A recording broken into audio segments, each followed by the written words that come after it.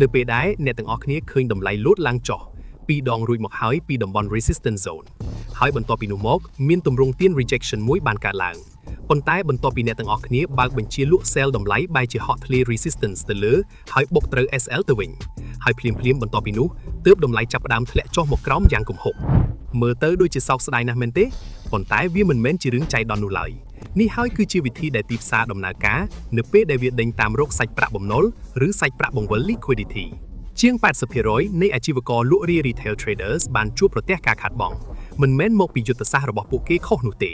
ប៉ុន្តែគឺមកពីពួកគេមិនដឹងខ្លួនថាពួកគេកំពុងតែធ្វើការជួញដូរនៅក្នុងតំបន់សាច់ប្រាក់បំណុល liquidity area ហើយដូច្នេះហើយនៅក្នុងវីដេអូនេះយើងនឹងមកពិភាក្សាអំពីប្រភេទ liquidity គោលទាំង3ដែលតែងតែជាគោលដៅរបស់ពួកធនាគារឬស្ថាប័នហិរញ្ញវត្ថុធំ smart money ដើម្បីឲ្យអ្នកទាំងអស់គ្នាអាចជៀសផុតពីអន្ទាក់ទាំងនេះហើយចាប់ផ្ដើមយល់ដឹងអំពីរបៀបដែលទីផ្សារផ្លាស់ទីពិតប្រាកដមុនពេលដែលយើងពិភាក្សាអំពីប្រភេទផ្សេងៗនៃ liquidity ដែលតែងតែត្រូវបានទាញយកផលប្រយោជន៍ដោយ smart money យើងត្រូវស្វែងយល់ជាមុនសិនថាតើអ្វីទៅជា liquidity នៅក្នុងបរិបទនៃការផ្លាស់ទីតម្លៃអាជីវករថ្មីថ្មោងភាគច្រើនតែងគិតថា liquidity គឺគ្រាន់តែជាទំហំនៃការជួញដូរតែប៉ុណ្ណោះកាលណាទំហំជួញដូរកាន់តែខ្ពស់កម្រិត liquidity របស់ទីផ្សារក៏កាន់តែខ្ពស់ទៅតាមនោះដែរបើនិយាយតាមបច្ចេកទេសវាមិនខុសនោះទេប៉ុន្តែនៅក្នុងពិភពនៃទ្រឹស្ដីវិភាគស្ថាប័នហិរញ្ញវត្ថុ smart money concept ពាក្យថា liquidity មានអត្ថន័យជ្រៅជាងនេះនៅក្នុង smart money concept ពាក្យថា liquidity គឺសំដៅទៅលើទីតាំងនៃបញ្ជីជួញដូរឬជាកន្លែងដែលប្រមូលផ្ដុំទៅដោយបញ្ជីជួញដូរដែលកំពុងរងចាំ stop loss ឬបញ្ជីជួញដូរកម្រិតកំណត់ limit order ដែលត្រៀមខ្លួនរួចជាស្រេចក្នុងការដំណើរការដើម្បីឲ្យកាន់តែងាយស្រួលយល់ឥឡូវនេះសាកស្រមៃមើលសេណារីយ៉ូមួយនេះអ្នកគឺជាស្ថាប័នហិរញ្ញវត្ថុដ៏ធំមួយហើយដើមទុនរបស់អ្នកមិនមែនត្រឹមតែរាប់រយដុល្លារនោះទេប៉ុន្តែគឺរាប់ពាន់លានដុល្លារហេតុដូច្នេះហើយអ្នកមិនអាចចូលទៅក្នុងទីផ្សារដូចជាអាជីវករលក់រាយបានឡើយប្រសិនបើអ្នកគ្រាន់តែចុចទិញឬលក់តាមតែចិត្តតម្លៃអាចនឹងហក់ឡើងភ្លាមហើយវានឹងធ្វើឲ្យតម្លៃបញ្ជាចូលជួញដូររបស់អ្នកកាន់តែមានតម្លៃថ្លៃជាងមុនដូចនេះតើអ្នកត្រូវការអ្វីខ្លះអ្នកត្រូវការដៃគូជួញដូរផ្ទុយអ្នកត្រូវការនរណាម្នាក់ដែលចង់លក់ទ្រព្យសកម្មដែលអ្នកចង់ទិញឬអ្នកដែលចង់ទិញនៅពេលដែលអ្នកចង់លក់ហើយតើអ្នកអាចស្វែងរកដៃគូជួញដូរផ្ទុយក្នុងចំនួនដ៏ច្រើនសន្ធឹកសន្ធាប់បាននៅឯណាចម្លើយយ៉ាងសាមញ្ញបំផុតនោះគឺនៅកន្លែងណាដែលមានអាជីវករលក់រាយប្រមូលផ្ដុំគ្នាច្រើននេះហើយជាមូលហេតុដែលស្ថាប័នធំដេញស្វែងរកតំបន់ដែលពោពេញទៅដោយ liquidity តំបន់ទាំងនោះដែលបង្ហាញយ៉ាងច្បាស់នៅលើគំនូសតាងដូចជាតំបន់ strong support តំបន់ resistance ដែលតែងតែមានការបដិសេធតម្លៃជាញឹកញាប់ rejection resistance និងខ្សែបន្ទាត់ trend line ដែលតែងតែមានការប៉ះត្រូវជារឿយៗចំណុចទាំងអស់នោះហើយគឺជាចំណុចដែលពោពេញទៅដោយបញ្ជាជួញដូររបស់សាធារណជននិងពោពេញទៅដោយ liquidity វាមិនមែនដោយសារតែតំបន់នោះរឹងមាំពិតប្រាកដនោះទេប៉ុន្តែគឺដោយសារតែអាជីវករភាគច្រើនជឿថាតំបន់នោះរឹងមាំហើយជំនឿរបស់មនុស្សភាគច្រើននឹងហើយដែលបង្កើតឲ្យមាន liquidity ហើយសម្រាប់ពួក smart money តំបន់ទាំងនោះមិនមែនជាតំបន់សម្រាប់លោតឡើងវិញឡើយប៉ុន្តែវាគឺជានុយដែលជាកន្លែងពួកគេអាចបើកបញ្ជាជួញដូរដ៏ធំបានដោយមិនបង្កឲ្យមានការប្រែប្រួលតម្លៃខុសធម្មតាដែលនាំឲ្យគេសង្ស័យនិយាយម្យ៉ាងទៀត liquidity គឺជាប្រេងឥន្ធនៈនៃការផ្លាស់ទីតម្លៃបើគ្មាន liquidity ទេទីផ្សារក៏មិនអាចផ្លាស់ទីទៅណាបានឆ្ងាយដែរហេតុដូច្នេះហើយមុនពេលដែលតម្លៃផ្លាស់ទីពិតប្រាកដវាតែងតែស្វែងរក liquidity ជាមុនសិនមាន liquidity មួយចំនួននៅក្នុងទីផ្សារដែលយើងចាំបាច់ត្រូវតែដឹងប្រភេទ liquidity ទី1ដែលយើងតែងតែជួបប្រទះនៅលើគំនូសតាំងគឺ equal high និង equal low វាកើតឡើងនៅពេលដែលតម្លៃប៉ះទៅលើកម្រិតដដែលជាច្រើនដងបង្កើតបានជាចំណាប់អារម្មណ៍ថាតំបន់នោះហាក់ដូចជារឹងមាំខ្លាំងណាស់ឧទាហរណ៍តម្លៃលោតឡើងវិញ3ដងពីតំបន់ resistance សម្រាប់ភ្នែករបស់អាជីវករលក់រាយនេះមើលទៅដូចជាតំបន់ដែលត្រូវបានបង្ហាញថារឹងមាំហើយចំណុចនេះហើយគឺជាកន្លែងដែលបញ្ហាចាប់ផ្ដើមកើតឡើងអាជីវករភាគច្រើនយល់ឃើញថាប្រសិនបើតម្លៃបរាជ័យក្នុងការទម្លាយកម្រិតនេះចំនួន3ដងរួចមកហើយនោះមានន័យថាវាមានសុវត្ថិភាពក្នុងការបើកបញ្ជាជួញដូរទៅទិសដៅផ្ទុយបន្ទាប់មកពួកគេក៏ចាប់ផ្ដើមបើកបញ្ជាជួញដូរហើយជាការពិតណាស់ពួកគេក៏បានដាក់ stop loss នៅពីក្រោយកម្រិតនោះផងដែរកាលណាមានមនុស្សគិតដូចគ្នាកាន់តែច្រើននោះចំនួននៃការប្រមូលផ្ដុំ stop loss នៅពីក្រោយតំបន់នោះក៏កាន់តែធំទៅតាមនោះដែរនៅចំណុចនេះហើយដែល smart money ចាប់ផ្ដើមលេងយុទ្ធសាស្ត្ររបស់ពួកគេមិនចាប់អារម្មណ៍ក្នុងការលក់ភ្លាមនៅត្រង់ resistance នោះទេពួកគេដឹងថានៅពីលើតំបន់ resistance ដែលមើលទៅហាក់ដូចជារឹងមាំនោះមានគំនរ liquidity យ៉ាងច្រើនសន្ធឹកសន្ធាប់ក្នុងទម្រង់ជា stop loss របស់អាជីវករលក់រាយដូចនេះតើពួកគេធ្វើដូចម្តេចពួកគេក៏រុញច្រានតម្លៃឲ្យហួសពី resistance បន្តិចឲ្យតែល្មមប៉ះត្រូវ SL និងបង្កឲ្យមានបញ្ជាជួញដូរផ្ទុយដំណើរការបន្ទាប់ពីនោះមកស្រាប់តែតម្លៃបកក្រោយមកវិញយ៉ាងគំហុកហើយអ្វីដែលបានកើតឡើងពិតប្រាកដនោះមិនមែនជាការធ្លាយចេញពិតប្រាកដ break out នោះទេ ប៉ុន្តែវាគឺជាការឆក់យកសាច់ប្រាក់ liquidity grab វាគឺជាល្បិចកលមួយដើម្បីប្រមូលយកបញ្ជាជួញដូរទាំងអស់នៅពីក្រោយតំបន់ដែលអាជីវករតែងតែសម្លឹងមើលប្រភេទ liquidity ទី2ដែលតែងតែជាគោលដៅរបស់ smart money គឺ trendline liquidity យើងទាំងអស់គ្នាដឹងហើយថា trendline គឺជាឧបករណ៍មួយដ៏ពេញនិយមបំផុតក្នុងចំណោមអាជីវករ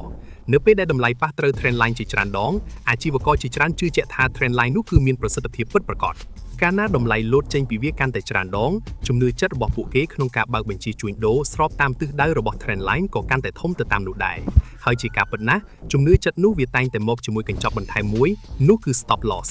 តើពួក smart money មើលឃើញអ្វីខ្លះប្រកាសណាស់គឺពួកគេមើលឃើញវាជាឃ្លាំង liquidity ដ៏ធំមួយដូចនេះអ្វីដែលស្ថាប័នធំៗតែងតែធ្វើគឺបែបនេះពួកគេរុញច្រានតម្លៃឲ្យធ្លាយកាត់ trendline យ៉ាងខ្លាំងក្លាអាជីវករដែលរងចាំការធ្លាយ breakout trader នឹងបើកបញ្ជាចូលជួញដូរហើយចំណែកឯអាជីវករដែលបានបើកបញ្ជាទិញនឹងត្រូវបុកត្រូវ SL បន្ទាប់ពីនោះមកទីផ្សារនឹងបកក្រោយវិញដើម្បីមក CSL របស់ពួក breakout trader ហើយភាគច្រើនបន្ទាប់ពីនោះមកតម្លៃនឹងវិលត្រឡប់ទៅក្នុងខ្សែបន្ទាត់ trend line មុនវិញដដែលនេះហើយជាអ្វីដែលយើងហៅថា liquidity sweep នៅលើ trend line ហើយភាគច្រើនការផ្លាស់ទីបន្ទាប់ពីនោះមកគឺមានសន្ទុះខ្លាំងក្លាបំផុត impulsive ពីព្រោះដៃគូផ្គត់ផ្គង់ជួញដូរផ្ទុយលែងមានទៀតហើយសរុបសេចក្តីមក trend line មិនមែនគ្រាន់តែជាឧបករណ៍ជំនួយក្នុងការវិភាគនោះឡើយសម្រាប់ smart money ខ្សែបន្ទាត់ trend line គឺជាឧបករណ៍សម្រាប់ទាក់ទាញហ្វូងមនុស្សអាជីវករកាលណាមានអាជីវករជឿជាក់លើ trend line កាន់តែច្រើននោះតំបន់នោះក៏កាន់តែគួរឲ្យទាក់ទាញក្នុងការក្លាយជាគោលដៅដេញប្រមូល liquidity